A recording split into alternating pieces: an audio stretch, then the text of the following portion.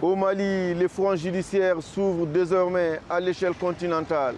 C'est lundi 20 avril, la Fédération internationale pour les droits humains et des autres organisations de défense des droits humains ont déposé une plainte devant la Cour africaine des droits de l'homme et des peuples. Elles dénoncent des violations présumées attribuées aux forces armées maliennes et à leurs partenaires du groupe Wagner. Mais à Bamako, cette initiative est accueillie avec un tir de barrage de l'opinion publique. Il y a beaucoup de puissances qui essaient de démoraliser les militaires maliens. Et à chaque fois qu'ils sentent l'armée malienne en puissance avec ses partenaires, ils cherchent coûte que coûte à démoraliser l'armée.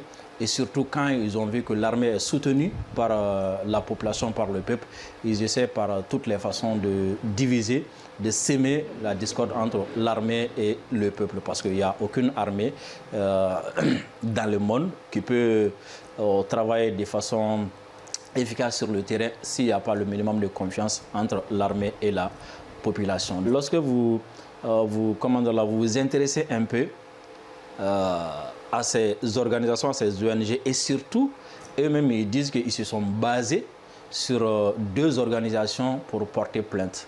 Et quand vous prenez ces deux organisations, directement, vous allez voir la France qui est derrière. Sur les réseaux sociaux et dans les médias locaux, la réaction a été immédiate et virulente. Pour une grande partie de la population, cette plainte est un affront direct à l'engagement des soldats au front. Les internautes dénoncent un déploiement de mesures s'interrogeant sur l'absence de démarches similaires face aux exactions commises par les groupes terroristes depuis plus d'une décennie. Moi, je pense que c'est le Mali qui a été victime en premier lieu. Et tout le monde se souvient quand nos forces armées, les camps de nos forces armées de défense et de sécurité étaient attaqués un peu partout. Et qu'on disait que non, c'était un repli tactique. Et jusqu'à l'avènement, à l'arrivée du général Assimi Goïta, que nous n'avons pas pu récupérer ces camps. Donc il y avait une violence extrême contre les femmes, contre la population malienne. Alors, on se pose la question, où étaient ces droits de l'homme? Je ne sais pas s'ils ont un regard sélectif dans le monde ou sur cette planète.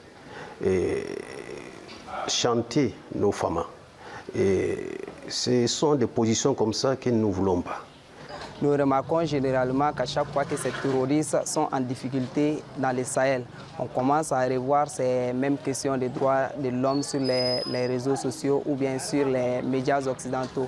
On sait juste que ces actions-là sont des actions subversives qui visent uniquement à nuire à l'armée malienne qui arrive à s'imposer face aux terroristes qui mettaient le chaos, qui semaient le chaos dans le Sahel. Nous rejetons totalement ces allégations qui ne sont que mensongères.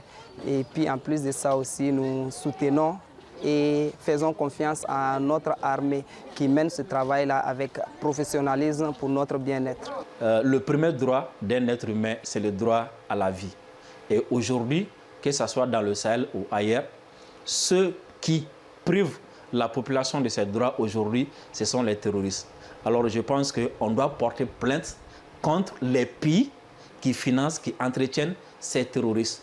Le Mali a même saisi le Conseil de sécurité pour dire que la France entretient des terroristes chez nous. Personne n'a porté plainte contre la France. Le dépôt de cette plainte cristallise une rupture de confiance de plus en plus nette entre une partie de la société civile internationale et le peuple malien.